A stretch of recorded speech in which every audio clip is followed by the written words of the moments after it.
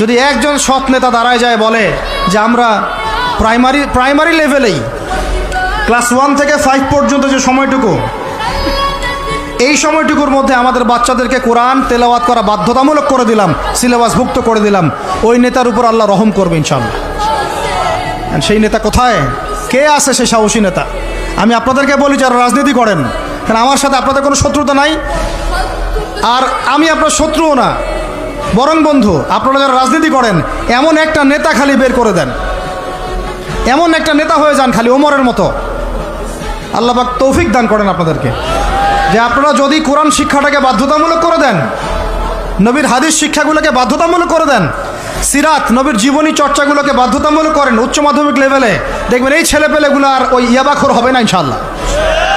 এরা ওই টিকটক, ওই ফেসবুক আর পাবজি, ফ্রি ফায়ার নিয়ে পড়ে থাকবে না, এরা কিশোর গ্যাংয়ে যোগ দিবে না, এরা জেনা করবে না ইনশাআল্লাহ।